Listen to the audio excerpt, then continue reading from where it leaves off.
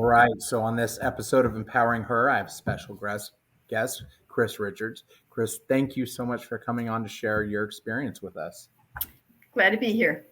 So why don't you tell us what role you're in currently and kind of the journey that you took to get where you're at now? Okay, so I currently work for a company called Arkieva, and we are a software company that provides software solutions for S&OP, which is sales and operations planning, Okay. which not everybody will know that term, but it's basically helping match up supply and demand and finances to have a company business plan. And so that's what my company does. I am currently what's called a practice director at Arkieva. And what that means is that I have a team of consultants that work with me, and we engage with our customers to help them with their supply chain problems and implementing our supply chain solution for them. So that's currently what I do. You want me to go through my background? Why to kind of give a better understanding of kind of like your role, take us through, and I know this is a tough one because every day can look different, but maybe take us through some activities that you would typically do through the day. Sure. So I have kind of a unique role, and most practice directors, I think, have a unique role in that we don't do the same thing every day. Okay. Our role, at least at Arkieva, is we do a lot of relationship management. And what that means is we work with our customers and we help them with their business strategies as they relate to supply chain. We help them succeed through tool development and through process development. So some of the things that I would do during a typical day, and maybe a week is a better way to look at it. Okay. In my role, I probably spend 50 to 60% of my week in meetings. And so I spent a lot of time preparing for those meetings. And what those meetings would look like would be having a conversation with my customer about sometimes it's what problem are you dealing with? Sometimes it's, oh my gosh, the software solution isn't working. How do we fix it? Right. Sometimes it's, what do you want to do 3 years down the road? And how do you want to improve your supply chain? Okay. So those are a lot of the meetings, a lot of the discussions I have with my consultants then. And we talk about how do we solve these problems. And so a lot of it is problem solving and things like that. Some of the other things that I do that aren't as much fun is that I get to ask the customers to pay us. So I have to do a lot of billing. So that's kind of an administrative thing. Yeah. And then there's also looking at the software and doing development work on the software. And then the other big thing is managing projects. So as we implement things, we have projects that can take 4 to 6 months. And so they have to be managed and coordinated. So those are some of the tasks that I would do on a weekly basis. Okay. So take us through kind of your story as far as, once you left high school, what did you do? Where did you go? And kind of what led you to where you are now? So I have, for my position, I have a little bit of a non-standard career path for the current position that I'm in. When I left high school, I loved math. I loved problem solving. So I wanted to have a math major, or I wanted to have my degree in math. I didn't know what I was going to do with it. So when I got to college, I kind of realized that I didn't know what I would do with that degree. And so I somewhat fell upon information technology, they called it MIS when I went to school, and supply chain management.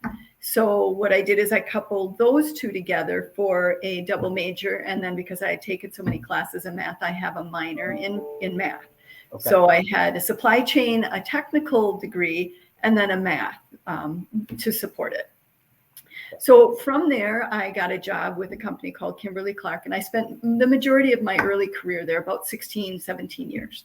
And when I left college, because I had a lot of opportunities, I could have taken a technical route or a business process route. And I chose the business process route, partly because of the company. And they also gave me the opportunity to move away from my home, which I was from Wisconsin. So I had the opportunity to learn a little bit more about the world, and I wanted that. And so I chose the business route. Very glad I did. I loved that part of my career. And I stayed with KC. And while I was at KC, I did get my master's degree. So it took me 7 years, but the company paid for it, and I was working, and I had started raising a family. So it worked out very well. Okay. And so I got my master's degree in business administration. And then after that, I left KC for a promotional opportunity, and I worked for Unilever. They make ice cream, the division I work for. So Popsicle, Klondike. So it was a really fun type of a business to work for. Really liked it. That sounds like the dream job. My wife, before she was a nurse, she worked for they were kind of a dairy farm, and one of the products they put out were different kind of like ice cream and popsicles and things like that. And so she used to tell me, she was like, I love that job because I got to eat unlimited ice cream. There were parts of me that liked it because we could do the same thing, snack anytime we wanted. But there were other parts of me that I wasn't as healthy as I am now. So, Yeah. But yeah, it was a great break in the day to go have ice cream.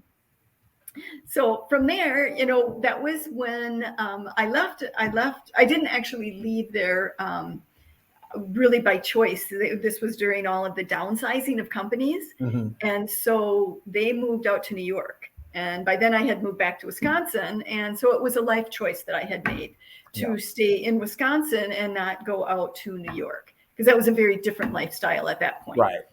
And so I will say that that was one of the benefits. And I think you're going to talk a little bit more about education, but that I found that having my master's degree and staying very open into, keeping my options open through my education, that really helped me out, because many of you probably won't remember, you're probably just being born, but that was when the economy, we went into the Great Recession. And so jobs were very, very hard to find.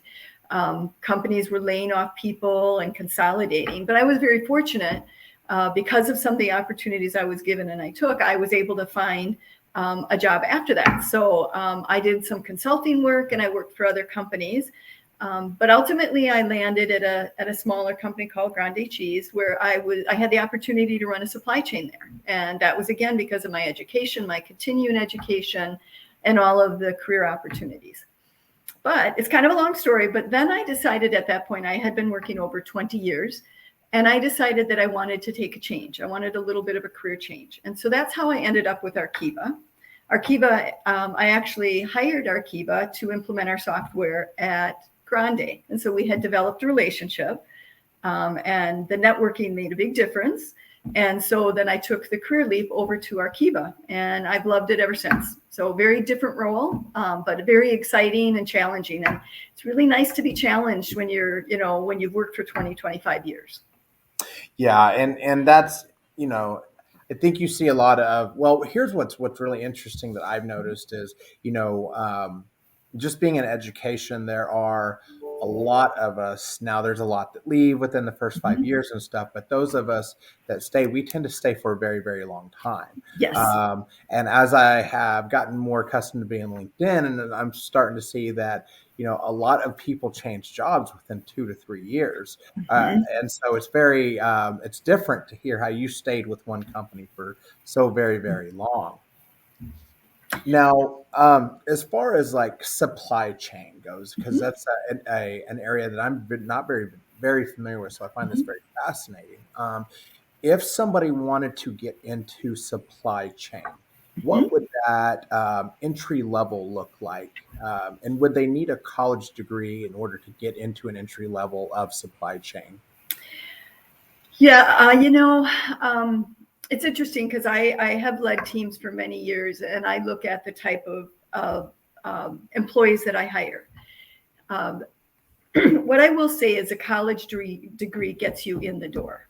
And that's really what it's all about. It gets you in the door. But you have to prove yourself after that. Right. What I have found is that the answer, I think, the easy answer is yes. You need a college degree. It shows that you have initiative. It opens your horizons to different things. It helps you network a little bit while you're at school. So yes, a degree is important, very, very important. But you have to have a lot more than just that formal education to succeed. Okay, and then let's say they do go and get that college degree, and they want to go. What is supply chain? What does that Mhm. entry level into supply chain look like? Oh, yeah.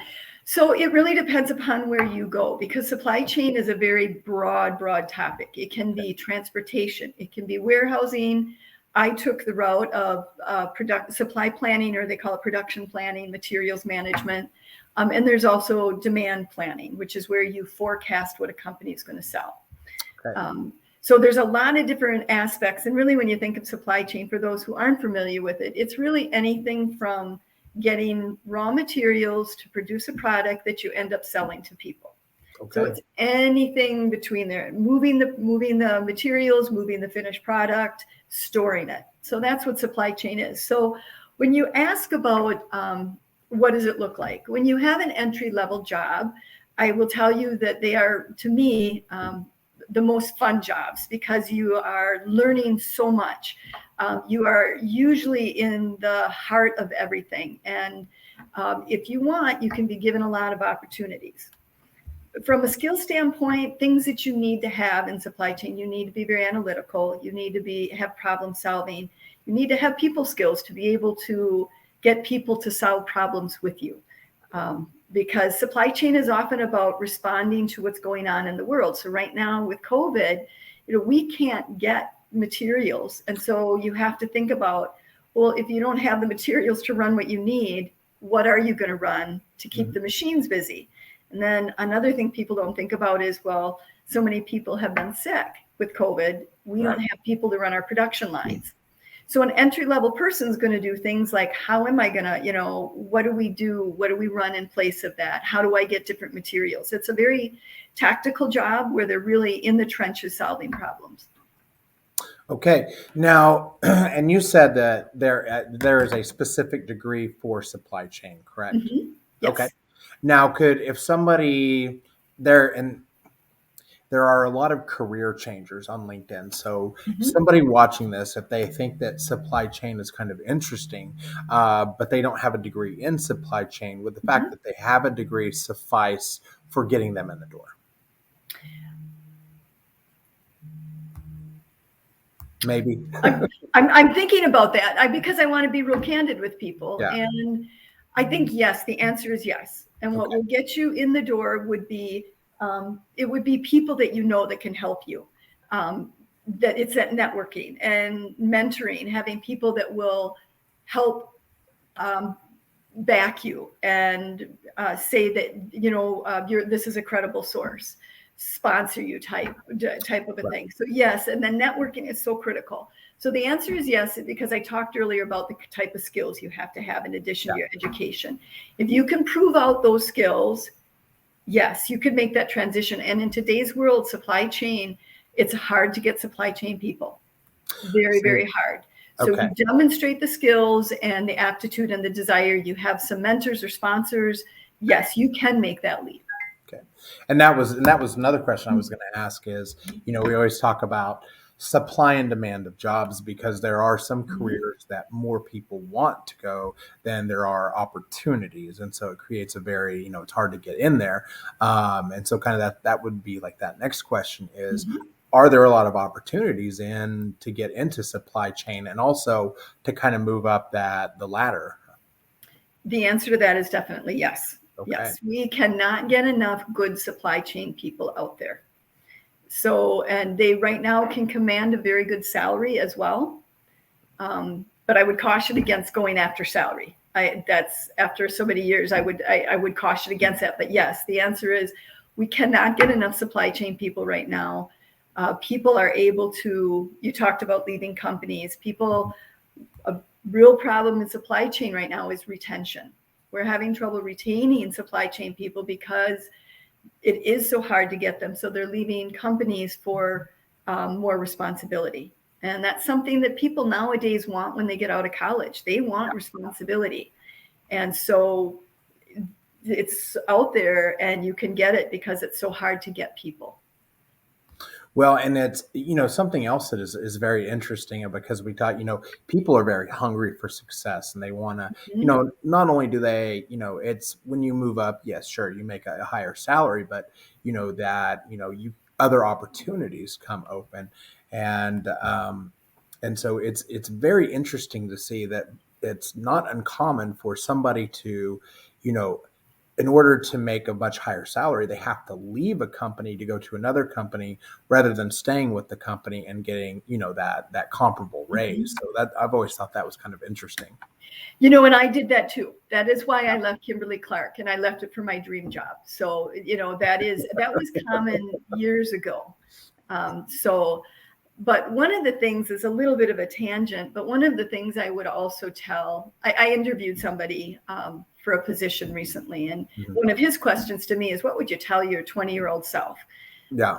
And I think what I told him was, a lot of kids that are leaving college right now, they're leaving it and they want money, and that's really what they think about. Right.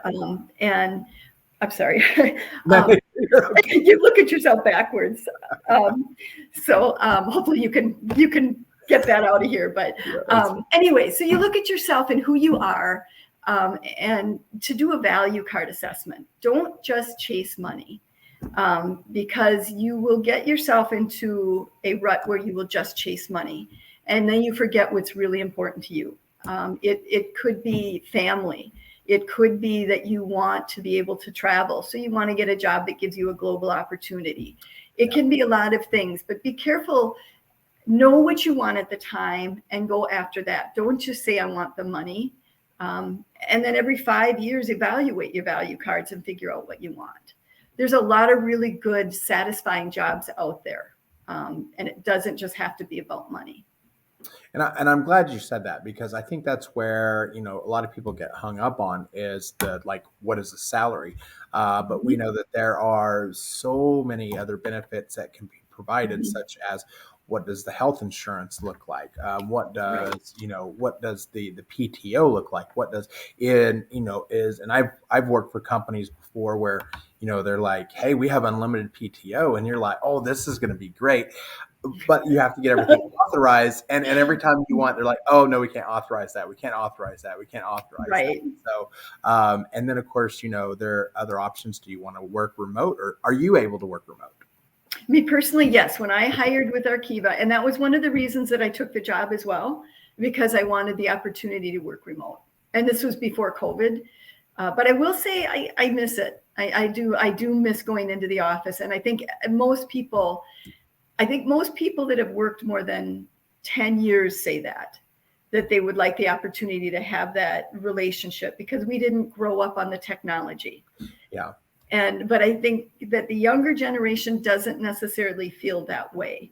And I would caution you, to be really successful in your career, it is about relationships. Right. It really is about relationships. And this is great, you know, meeting people through technology, but there's just something about the body language and the smile that you can't get. So, yeah. My neighbor, he works for a telecommunications corporation, and they, of course, when COVID hit, you know, they all had to go remote. And so they all thought that when they could go back to the office, like they'd come back, but the company ended up saving so much money from not having a physical building. And I asked Justin, I go, are you, because he thought he was going to be so excited. And I go, and at first he was like, the first few weeks, he's like, this is the greatest thing ever. I can work in my pajamas. I don't have to spend gas money. And so I asked him not too long ago, I said, you still loving it? He goes, I'm so lonely. Or your spouse is now home because of COVID and they're driving you nuts because they're bored and you're trying to get work done. Or exactly. Mm-hmm. So, and this may be like it depends answer, but you know, you kind of we talked about salary not being, you know, take other things into consideration, but for what would just an average salary range look like, kind of at that entry level, and then kind of maybe like the step up? What might that look like?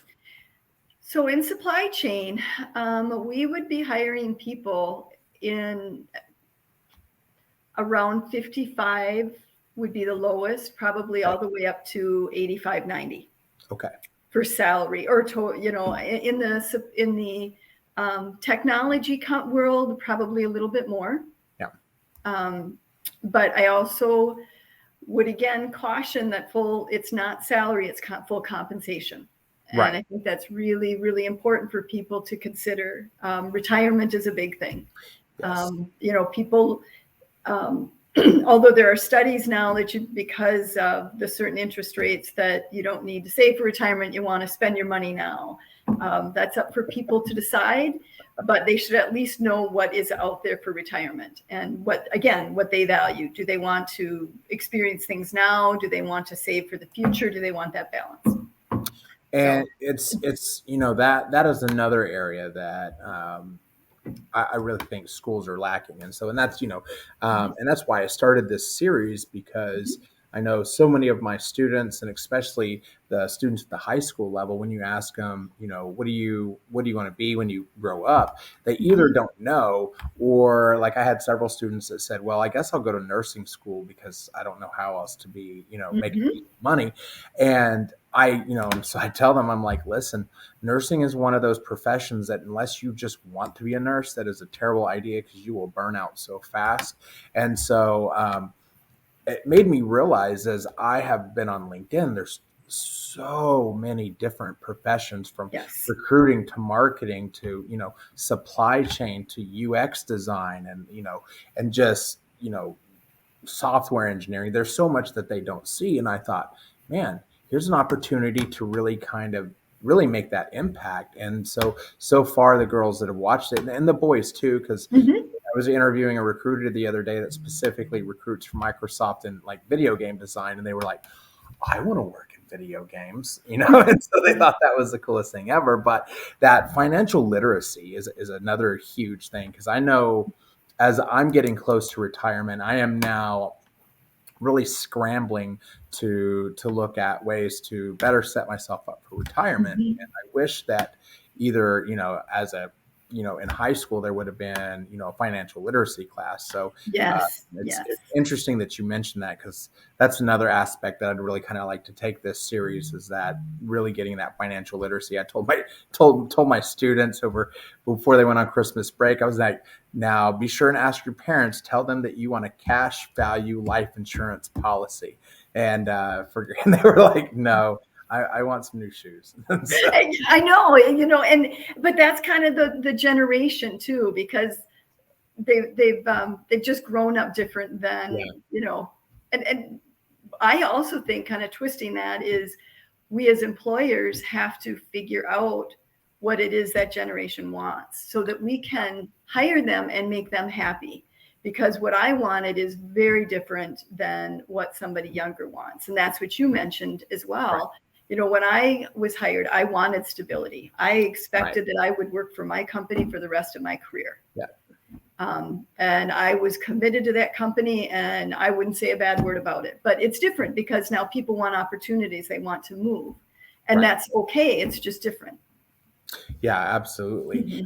You've mentioned networking several times, and I know how important networking is. It's what got me an internship in marketing that I'm doing right now, and absolutely loving, which makes me crazy busy. But let's talk about the importance of networking, and not just networking, but also finding mentors. Okay. So I think networking and mentors are different. Okay. Networking to me is having an established, it's basically a network. You have people in the network that you can talk to, you could do benchmarking with, you could say, hey, I've got this problem. And they can be friends. They can be past coworkers you want to stay involved with. But I do believe that networking is very important. And especially as people move jobs more frequently, networking, I believe, helps when you're in a career, when you're in a transition, to help when you get a new job. So networking is vital. I think networking and mentoring are two of the most important things you can do from a soft skill standpoint.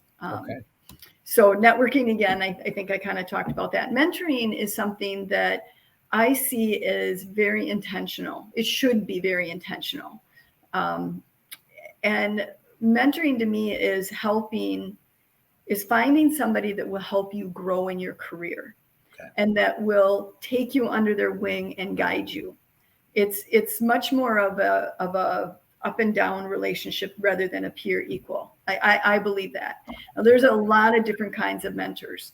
So I mentioned earlier that I made a transition to a completely different field. So I have a mentor, a gentleman who's, I think, 20, 25 years younger than me. And I have asked him to mentor me. And so and that's because I needed to have somebody coach me in this field, and I wasn't too proud to say I need some help. Right. But I intentionally went to him and I said, I know that I'm going to need help periodically. Can you coach me? Can you give me feedback? Can I come to you when I have problems? So I think a mentor does those kinds of things. They help you navigate your career. They help you navigate, and they share what they learned so that you don't make those same mistakes.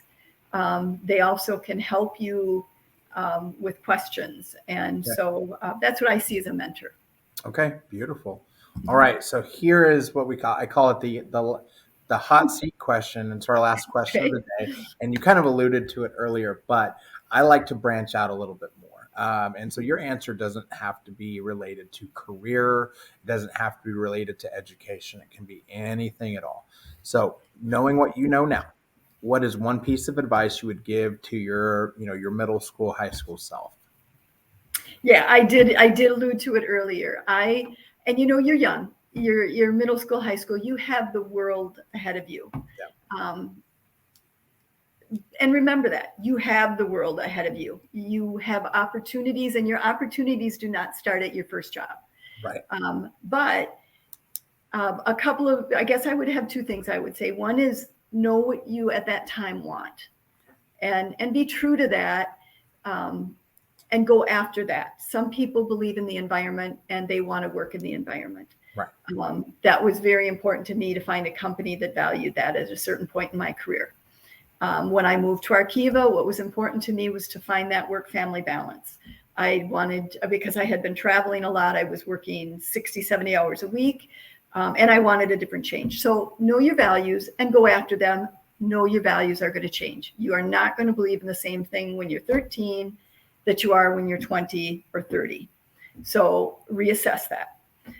The other thing that I think is very important is, and my parents instilled this in me. They were very smart people, and they believed in continuing education. Continue your education. Do not stop when you have your 4-year degree. Go back and whatever it is that you want at that time in your career. So I wanted to learn more about how to solve problems. So I went to a seminar on how to solve problems. When I went into a leadership role, I wanted to be a better leader. So I went down to the Disney Academy for leadership. Not only was it fun, but I learned a lot. Always grow your mind. Don't stop your education. It doesn't have to be a formal education. That helps. My master's degree opened a lot of doors for me. But whatever it is, don't stop learning. Don't ever stop learning. I like that, because I think there are people that tend to think of education as sitting in a classroom, although right now it's more like sitting on a computer. But I myself, like HubSpot, I went and took some marketing courses on HubSpot Academy, and there's LinkedIn Learning, and then Google has all of their, and so I like how you mentioned Disney. I didn't even realize that Disney had that, but yeah, it's crazy the amount of learning resources that are available to people now. I remember when if we wanted to learn something, we had to go to the library, and hopefully there was a book about it. But now you can. I know it, and you had to go through these big long card catalogs to find where the book was. That's awesome. Well, Chris, I thank you so much for all your time. It's been, you're the very first supply chain expert that we've talked to. So this has been really, really completely different. And I think it's been amazing. And, every time I get somebody new in a different role, it's very eye-opening to the kids to wait, just because they're finding so many different careers, and that's all these opportunities. So it's been very, very amazing. And I know I'm learning from it. And the people that watch it when it goes on LinkedIn, they're getting a lot out of it too. So it's a fantastic thing. Good. Well, thank you very much for having me. And you have a great rest of your day, and we'll chat soon. Okay, thank you. Bye bye.